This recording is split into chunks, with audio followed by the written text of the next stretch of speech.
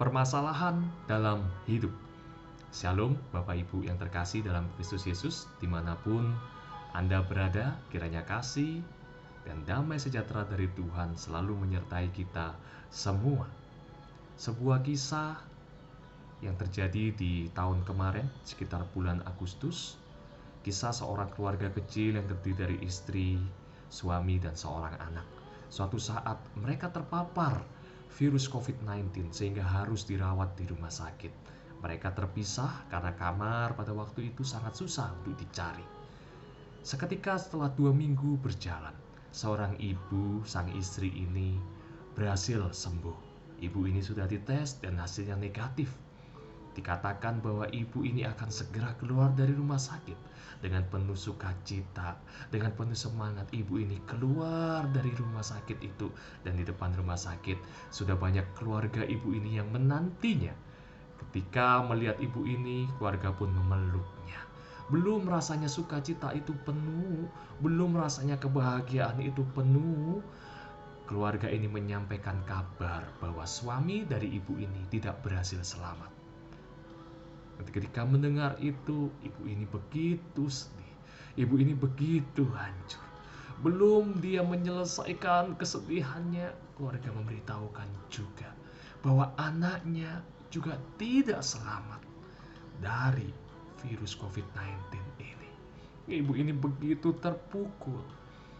Dia berdoa kepada Tuhan. Sambil mengeluh dia bertanya kepada Tuhan, mengapa ini boleh terjadi Tuhan? Apa yang salah dalam keluarga saya Tuhan? Saya bahkan belum sempat melihat anak dan suami saya untuk yang terakhir kali. Sehingga cerita ibu ini bertekad menemui seseorang yang konon katanya bisa memanggil arwah anak dan suaminya, sehingga ia ingin untuk yang terakhir kalinya melihat. Ketika sampai di tempat orang tersebut, ibu ini menceritakan keinginannya, dan orang tersebut merespon. Orang tersebut berkata, "Ibu, saya akan membantu ibu dengan satu syarat." Orang ini kemudian memberikan ibu itu gelas, dan orang ini berkata kepada ibunya, "Ibu, carilah seorang yang tidak pernah meneteskan air mata dalam hidupmu. Mintalah air kepadanya. Setelah engkau mendapatkannya, bawalah ke tempatku. Aku akan melakukan apa yang kau inginkan." Dengan penuh semangat ibu ini pergi. Ibu ini berusaha mencari seorang yang tidak pernah meneteskan air mata dalam hidupnya. 1-2 minggu ibu ini mencoba mencari, tapi hasilnya nihil. 3 minggu kemudian ibu ini datang ke orang tersebut. Ibu ini mengembalikan gelas itu sambil berkata, "Pak, tidak ada orang yang tidak pernah meneteskan air mata dalam hidupnya. Semua orang pernah meneteskan air mata dalam hidupnya." Bapak Ibu yang terkasih dalam Kristus Yesus, jika kita tarik dalam kondisi saat ini, pandemi yang sudah berlangsung 2 tahun lebih ini, pekerjaan kita yang kita impikan tiba-tiba hilang mungkin. Orang yang kita sayangi yang biasa tidur di sebelah kita tiba-tiba harus pergi mungkin. Apapun yang terjadi adalah sebuah hal yang penuh dengan ketidakpastian. Kita hidup di dalam dunia yang tidak pasti. Berbagai masalah boleh menghantam kehidupan kita. Tetapi saya mau beritahukan bahwa ada satu pribadi yang selalu pasti. Dia adalah Tuhan kita, Yesus Kristus. Bersama Tuhan kita memiliki kepastian dalam hidup ini. Bapak Ibu yang terkasih, kita tidak bisa merubah keadaan yang begini ini. Kita tidak bisa merubahnya, tetapi kita bisa merubah hidup kita. Kita bisa merubah cara pikir kita. Mari kita berpegang pada firman Tuhan. Firman Tuhan dari 1 Tesalonika 5 ayat 16 sampai 18. "Bersukacitalah senantiasa, tetaplah berdoa, mengucap syukurlah dalam segala hal, sebab itulah yang dikehendaki Allah dalam Kristus Yesus bagi kamu. Bersukacitalah senantiasa." Masalah boleh terjadi, begitu besar dan bertubi-tubi, begitu berat menghimpit kehidupan kita orang percaya. Tetapi sukacita dalam Kristus Yesus tidak boleh hilang, Bapak Ibu. Kenapa kita harus bersukacita? Karena 2000 tahun yang lalu Tuhan sudah datang, mengambil rupa yang paling hina, mengosongkan dirinya menjadi hamba dan mati di atas kayu salib untuk menebus setiap kita, ya, kita yang berdosa dan tidak layak. Dikasihinya, diberikanlah nyawanya untuk kita agar kita beroleh selamat. Masalah itu hanyalah hal yang kecil bagi Tuhan. Ketika engkau bersuka cita, itu bukan berarti engkau tidak ada masalah, tetapi dalam hidupmu ada Tuhan dan engkau akan mampu melewati permasalahan demi permasalahan dalam kehidupanmu. Ketika kita melihat Bapak Ibu, tidak ada seorang pun yang tidak pernah menghadapi masalah. Bahkan para rasul pun, para nabi pun dalam kitab suci juga menghadapi permasalahan. Tapi kita melihat belas kasihan Tuhan, penyertaan Tuhan, kekuatan dari Tuhan selalu menyertai mereka, bukan? Jika Tuhan menyertai hambanya, kita anak-anak yang dikasihinya juga akan disertainya. Biarkan hati kita terus bersuka cita. Jangan hati kita larut dalam setiap kepedihan, dalam setiap permasalahan yang fana di dalam dunia ini. Marilah kita memandang Tuhan kita, Tuhan yang kekal, yang menaruh sukacita itu dalam hati kita sebagai kekuatan untuk kita boleh berdiri teguh di dalam kehidupan ini. Yang kedua, kita bisa mengubah diri kita dengan tetap berdoa. Berdoa itu sangat penting. Berkali-kali dalam kehidupannya Tuhan Yesus menjadikan dirinya sebagai teladan yang baik dalam berdoa.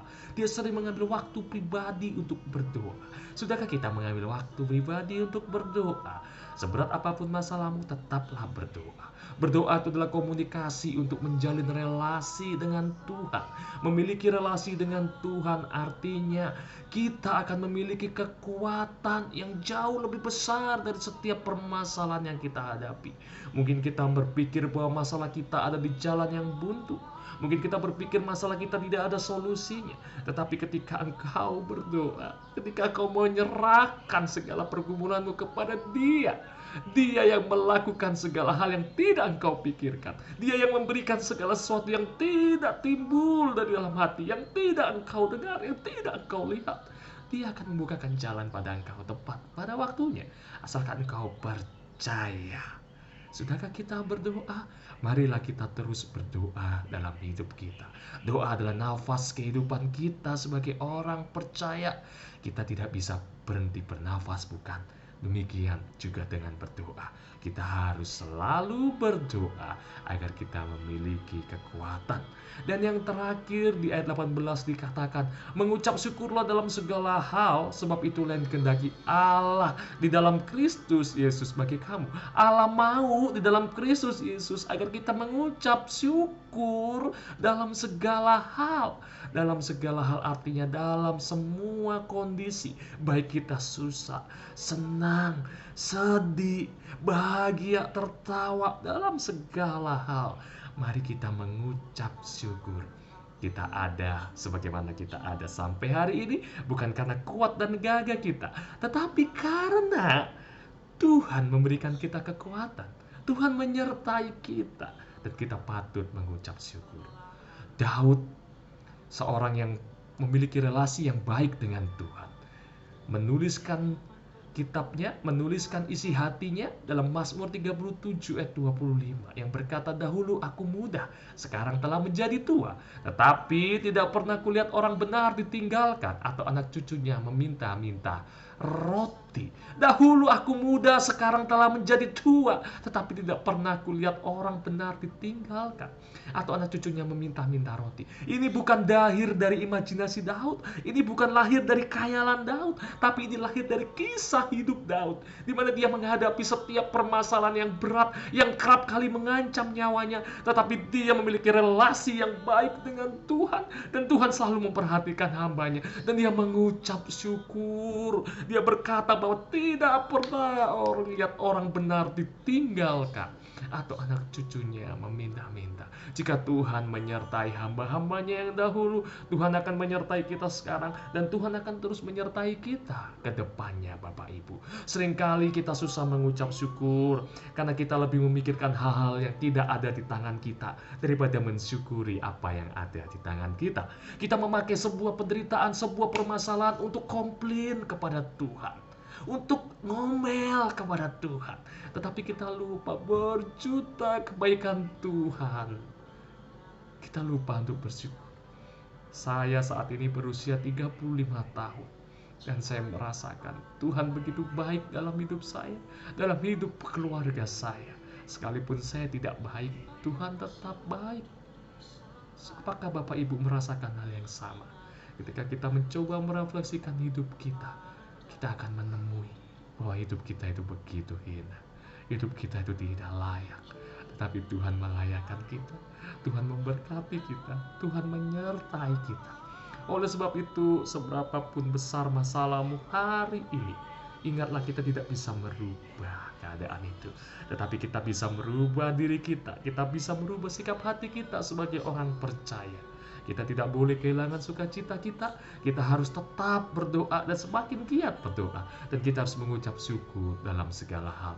Sederhana saja, mari kita lakukan sebagai wujud ucapan terima kasih kita pada Tuhan. Dan wujud kita berserah kepada Tuhan. Tuhan yang memberikan kehidupan kepada kita. Tuhan juga yang akan menuntun kita keluar dari setiap permasalahan kehidupan. Tuhan memberkati.